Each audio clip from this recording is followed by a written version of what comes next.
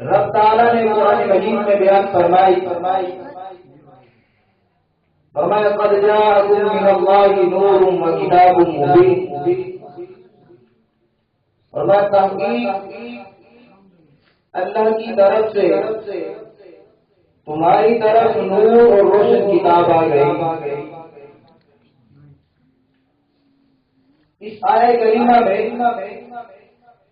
رب تعالیٰ نے دو چیزوں کا ذکر کیا، دو چیزوں کی آمد کا تذکرہ کیا۔ فرمایا ایک نور ہے اور دوسرا کتاب مبین ہے۔ تو اس نور سے مراد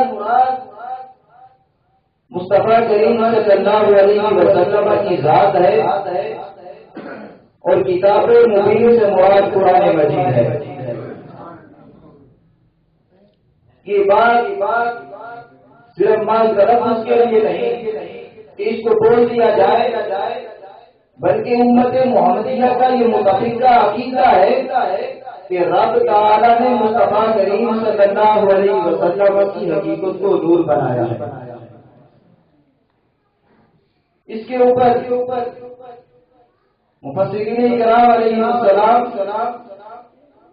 آپ اس کو بیان کرتے ہیں کہ اس سے مراد کیا ہے۔ علامہ جلال الدین سیوطی تفسیر جلالین کے اندر اس آیت کی تفسیر یوں فرماتے ہیں قد جاءکم من اللہ نور والنبی صلی اللہ علیہ وسلم، فرمایا تحقیق تمہاری طرف نور آ گیا۔ مراد کیا ہے کہ رب تعالیٰ نے اپنے حبیب کو تمہاری رہنمائی کے لیے مبعوث فرما دیا ہے۔ اور اسی طرح حضرت ابن عباس رضی اللہ تعالیٰ عنہ آپ اس کی تفسیر کو بیان کرتے ہیں۔ تفسیر ابن عباس میں بیان فرماتے ہیں کہ قد جاءکم من اللہ نور معناہ النبی صلی اللہ علیہ وسلم، کہ رب تعالیٰ نے اپنے نور کو بھیجا۔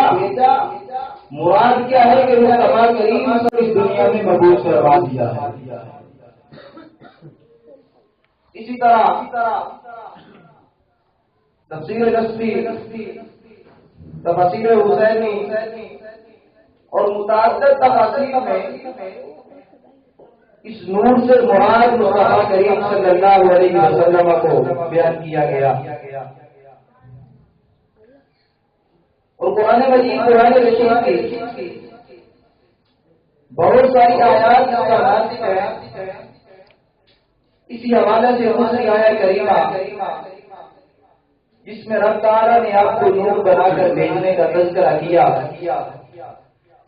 رب تعالیٰ ارشاد فرماتا ہے یریدون ان یطفئوا نور اللہ بافواہہم، فرمایا کفار مکہ تو یہ چاہتے ہیں کہ رب تعالیٰ کے نور کو ختم کر دیں، رب تعالیٰ کے نور کو بجھا دیں۔ یعنی مراد یہ ہے اس نور کا درجہ ختم کر دے، اس کو ختم کر کے اپنا باطلانہ عقیدہ ظاہر کر دے۔